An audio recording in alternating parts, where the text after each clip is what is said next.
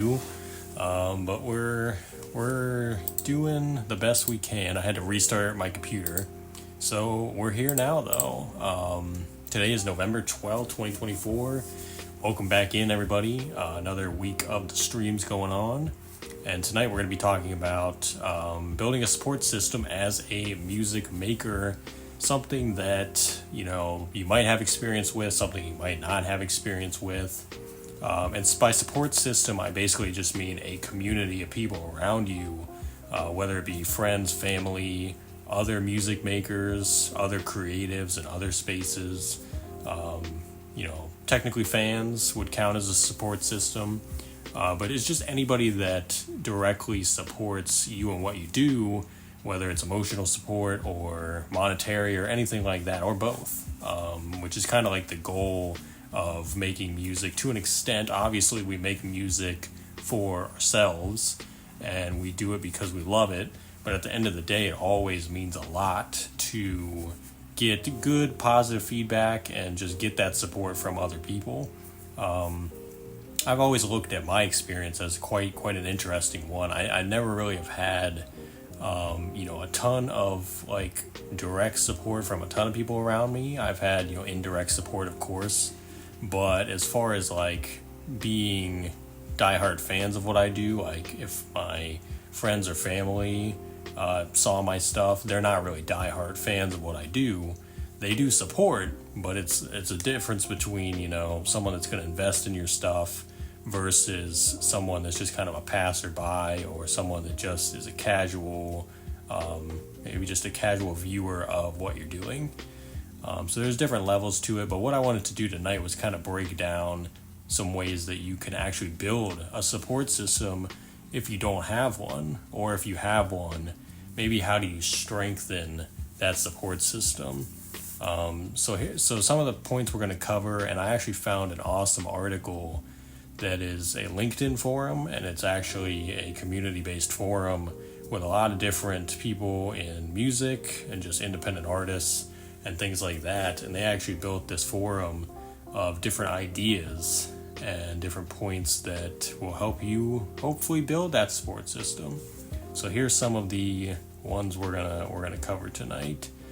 Reach out to people, share your goals, ask for help, and be supportive. So that's really what we're going to be covering tonight. So let's just get it going from the very top. It says, being a musician can be rewarding, but also challenging. You need to balance your creative, professional, and personal goals while facing uncertainty, competition, and criticism. That's why having a support system is essential for your well-being and success. A support system is a network of people who care about you, encourage you, and help you achieve your dreams. In this article, we'll share some tips on how to build a support system as a musician. That brings us to the first topic point, which is to identify your needs. It says, before you look for your supporters, you need to identify your needs. What kind of support do you want and need? Do you need emotional support, such as someone to listen to, comfort you, or cheer you up? Do you need practical support, such as someone to help you with your tasks, projects, or finances? Do you need professional support, such as someone to mentor you, collaborate with you, or refer you to opportunities? Knowing your needs will help you find the right people for your support system. So that kind of goes back to what I said at the beginning, which is there's different types of support. And obviously they can be very different, because I think emotional support, we can all relate to that one, because that applies to all aspects of life. You know what I mean? Who are we without the support, the emotional support of others? It's great to be included. It's great to have friends and family around you that you care about, but also the people that care about you. So obviously that's important in every aspect, but as far as your music career goes, it can really help, especially in the times that are super rough, because obviously doing music and doing anything creative can be very stressful. It can feel very lonely at times. So to have someone there who understands to an extent, maybe they don't fully understand, But as long as they kind of get the idea and they know how much it means to you and they know you put, your all into it, and as long as you have someone like that around, that's a big thing. Just practical support, such as someone to help with tasks or projects. That kind of brings me back to when I was doing like music business courses, and we learned a big lesson on delegating tasks, which is still something I am getting used to this day, because I'm a very DIY person. I'm a very get the job done, I can do it best, let me do it. That's just how I'm kind of wired. So it takes a lot for me to delegate a task to someone else, especially if it's something that's super meaningful to me, like on a project, maybe artwork or something like that. I've just become very good at doing things kind of on my own. And for the time, restrictions, it's kind of tough, because if you're doing everything, you don't have a lot of time to do anything else. But if you can delegate those tasks, it frees up some time for you to focus on other things that might be more important. So that's just something to keep in mind. And obviously, like I said, for finances, that's the monetary side, which might be a little more difficult, because when I think of getting any type of monetary help within the arts, it's a loan. You know what I mean? Like when people get signed to a label or a publishing deal or anything like that, you're getting a loan that you have to pay back eventually. So that it's not like you're just getting free money. 9 times out of 10, you're going to owe that money back. So just be prepared for that. Be aware of the type of monetary help that you need. Even angel investors, it's you hope you're going to find an angel investor that really believes in you. But I think the problem with angel investors, especially when you're starting out, is that they might not get that return. And it's they're probably less likely to invest if they know they're not going to get the return. So if you're a more established artist and you have a way of making solid income to pay that person back and for them to see that return, to me that just makes a lot more sense. But every other instance, from what I'm thinking of, is a loan. So you better be prepared one way or another, to pay it back. That's another reason I've just never gone that route. I'm just going to keep investing in myself and funding my own stuff.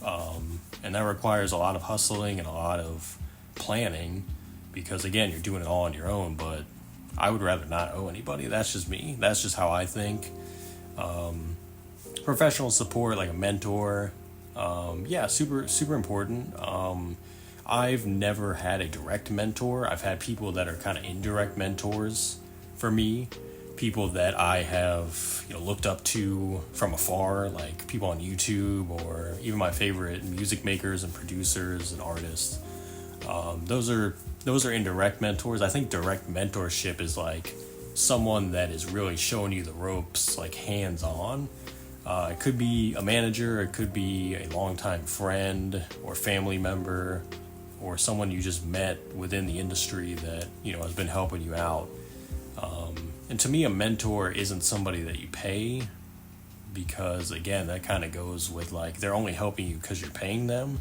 To me, a mentor is just someone that gives you that game just because they want to see you win. They want to see you come up and do great things. Even if it's just little pieces of advice, they're not going to ask you for anything in return. If they're a real mentor, I don't think there's any such thing as a mentor that's just you got to pay me for this advice. No, that's more of a consultation at that point. So to me, it's a little different, but it also says collaboration opportunities. So that's just anyone you're working with. That could be a producer, artist, even your mix engineer and your mastering engineer. Just anybody that you work on music with or you're involved in the process with. So yeah, those can all be different types of different types of support systems or types of support that you can get. But basically what that's saying is get really clear about what type of support you're looking to get. And I think at each stage of your journey, you're going to be looking for different types of support too. So just keep that in mind, because that's a big thing. Number 2, reach out to your existing network. You may already have some people in your life who can be a part of your support system. They could be your family, friends, colleagues, teachers, or mentors. Reach out to them and let them know how much you appreciate them. Share your goals, challenges, and achievements with them. Ask them for feedback, advice, or help when you need it. Be supportive of them as well and show interest in their lives. Maintaining a strong connection with your existing network will feel... Oh, I skipped one word. Will make you feel more supported and valued. I'm looking at that as like a typing error. I'm like, where's the make? There it is. I missed it. But yeah, I think that one is kind of crucial, honestly, because we all have people in our lives that we've known from the beginning. And that's mostly your family, right? And I think a lot of the times it depends on how close you are with your family, because I know some people have always been super tight-knit with their family, and they always feel like they could share anything with them, or they always feel like, they're like almost like a friend. Like you will always be there for them and they'll always be there for you. But the dynamic of families is different, like per instance, per household, whatever. So everybody's experience might be different. And this might be easier for others than it is for some people, because other people, maybe you don't have the strongest relationship with those around you. So even opening up to those people can be hard. And like to ask them for support on something like the arts is like, that can feel probably pretty daunting. So, but I think it's a good option to have, because you just never know unless you ask. It's just kind of like you got to put yourself out there. You know what I mean? You can't be afraid of like hearing something you don't want to hear. And at the end of the day, I think the way I've always viewed it is like, even if you've known people forever, that doesn't necessarily mean they're going to support what you're doing or understand. And, they don't really need to. They don't owe you anything, but you also don't owe them anything. So it's like, you just got to find the people that you're on that mutual understanding with, that mutual ground, to really make it work. But you never know unless you ask. So even if you're unsure, I still think asking will give you the reassurance, because based on that person's response, then you'll know for sure, like, can I count on this person if I need them for anything? People kind of, I found that people really let their true selves kind of shine through without you having to do a lot of anything. So it's not really hard to tell, honestly. Just, studying people's actions and words and what they do, you can really tell a lot about a person, even if you've known them for a long time. Maintaining a strong connection with your existing network. So it's essentially just saying, don't take for granted the people that are around you. And a big thing I love about what that paragraph said is make sure you're showing them support as well. Because I think we're always asking, but are we ever giving back? So you got to keep that in mind too. It's like, why is this person not supporting me? Well, ask yourself, are you supporting them? Like, are you asking them how their career is going or their day is going? Even something simple like that. Like, have the mutual respect to show it to them too. Like, pay it forward and you'll get it back. I think that was the best part of that paragraph, is just like, be mindful of everyone you're dealing with, and just, put your best foot forward, support them. If they don't support you back, at least you had the satisfaction of knowing you did the right thing. So, number 3, expand your network. You can also expand your network by meeting new people who share your passion, vision, or interests. You can find them online or offline through social media forums, blogs, podcasts, or newsletters. You can also join communities, clubs, groups, or events related to your genre, style, or niche. When you meet new people, be friendly, respectful, and genuine. Introduce yourself, ask questions, and listen to their stories. Offer value such as compliments, insights, or resources. Follow up with them and keep in touch. Expanding your network will help you discover new opportunities, perspectives, and inspiration. So that's a pretty common sense one right there. And that's something that I've always been about since starting my music journey, is just continuing to expand the network, continuing to reach out to people every day. Even if you've never had any previous conversations with these people, just start looking for people that you feel like you're a fan of their music, but you're also, you can vibe with what they say. Like I always try to listen to interviews of artists too. Like if I love their music, I'm also going to listen to an interview because I want to hear how are these people conversating? What's their story? What are they all about? Because I always feel like if I hear something in a song, I'm like, does it hold up with what this person's actually all about? So you can kind of get that by hearing people talk and hearing like the way that they made a song or did something like that.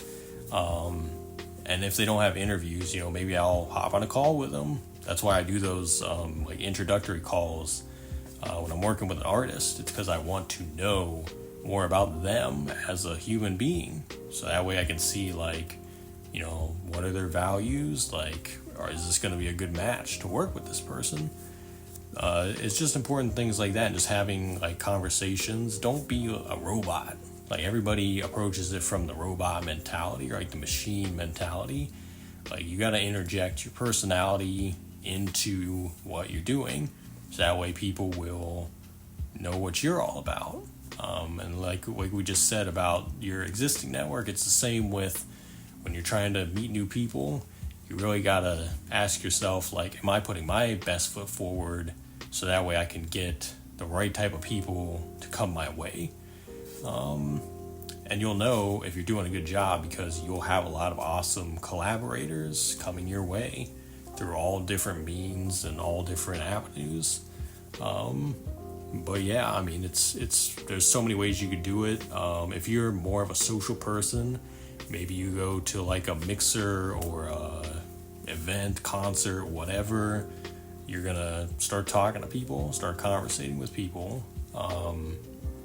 Just if you're good at small talk, I'm terrible at small talk. I'm the worst person ever at small talk. Don't really like it that much either.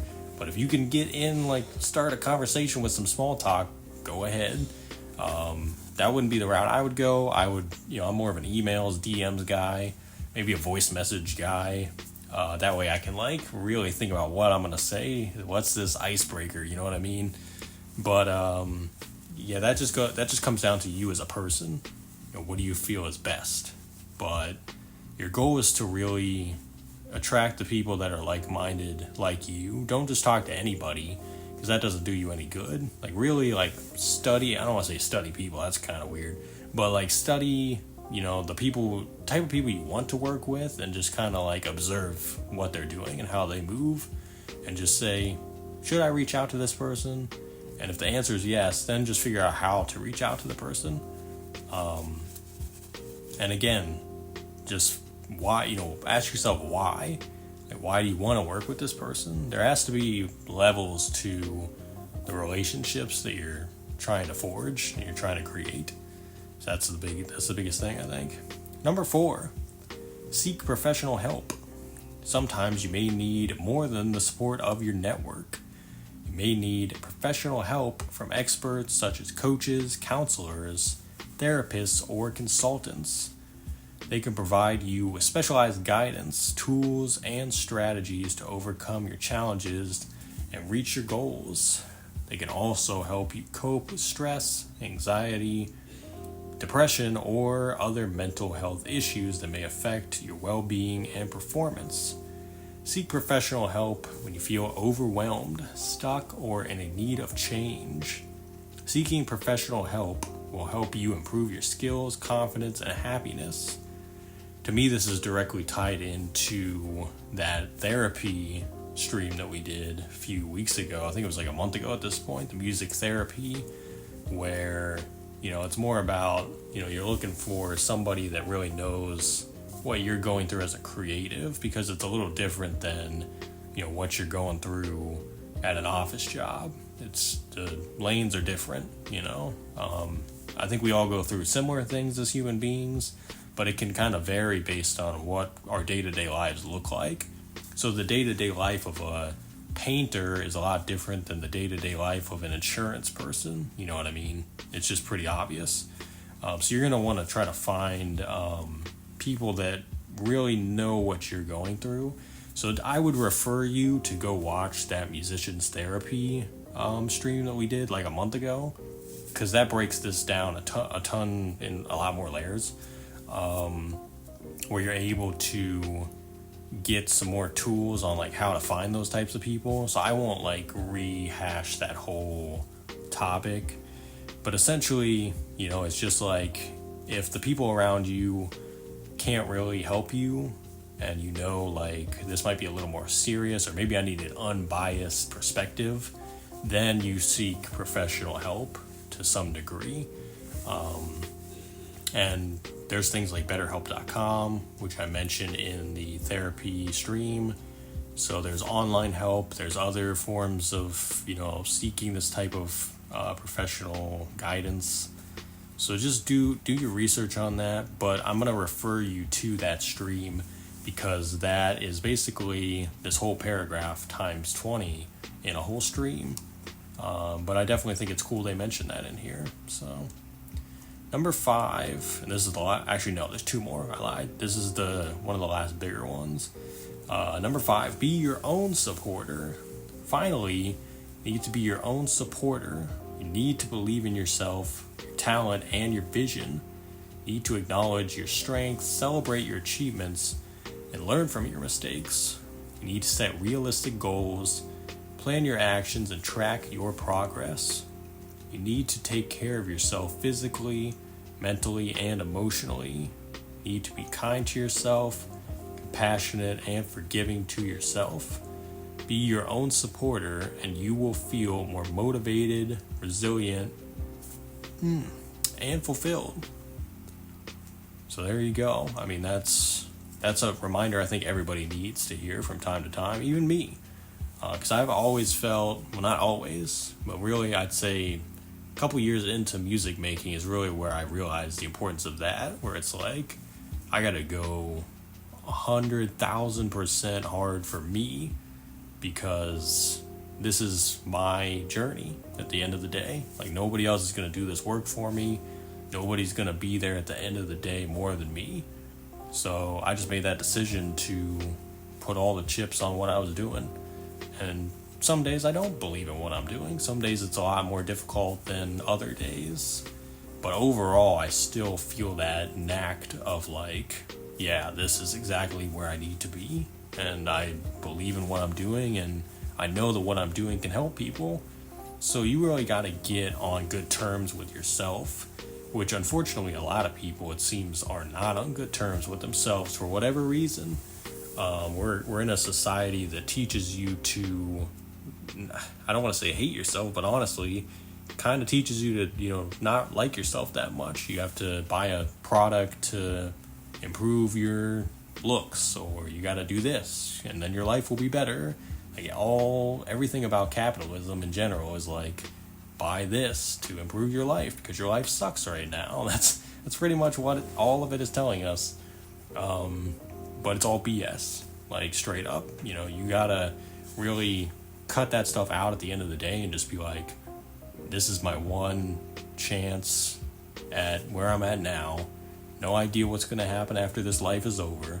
So we gotta do it now. Like, we gotta go for what we believe in, really stand on what matters the most.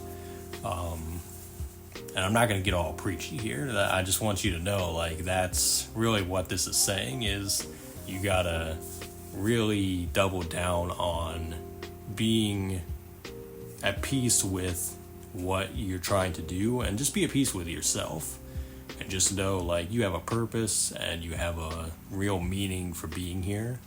So you got to just live in that and just be cool with that. But like I said, everybody needs that reminder every now and then, including me. So, yeah, I think that's super cool to put in there. Here's what else to consider. Oh, actually, that was the last one. All right, because the rest of it looks to be just closing notes. some other little things. But I like this article because it kind of keeps it concise. It keeps it pretty simple, and it just gives a nice little snapshot of those 5 things. So I'm gonna go ahead and leave that link in the description of the YouTube replay so you guys can read that. But I'm sure there's plenty more articles out there. I didn't find a ton of things specifically about this, like what I was trying to talk about. This was definitely the best one that I found. But this article, like I said, is a LinkedIn article, and it's called "How Can You Build a Support System as a Musician?" covering those 5 points. And from what I can tell, I think this is an article that people can edit, like still kind of add to.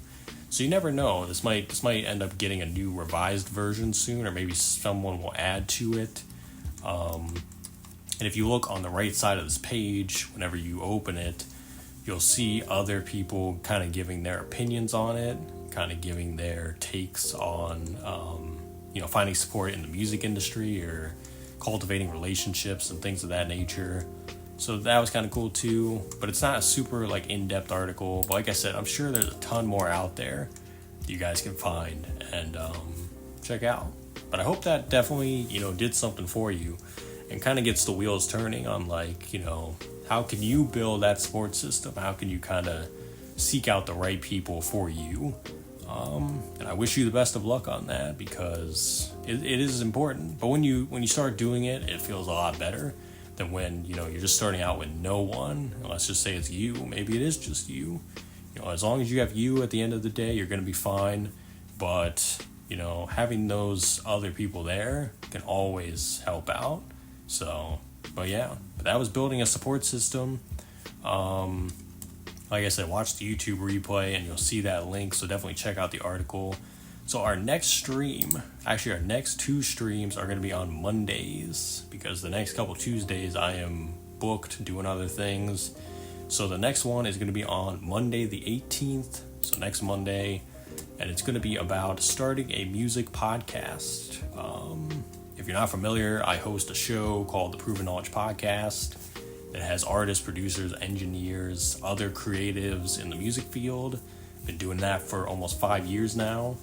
And I wanted to do another light little workshop on that. So that's kind of the first official one within the stream. So I'm going to be talking about, how did I start my podcast? What are my methods? How do I book guests? Things of that nature. Just some simple things for you to get started. And so I'm looking forward to putting some notes together for that. And, that one was definitely one I wanted to cover early on within doing these streams because I always had people ask me about it. And I put out some social media videos about it, but this is going to be a little more in-depth. So if that's something you're looking to do, tune in next Monday on November 18th.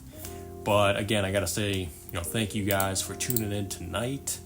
And I hope you guys have a great rest of your Tuesday and a great rest of your week. We'll see you next week. And peace out, guys. Have a good one.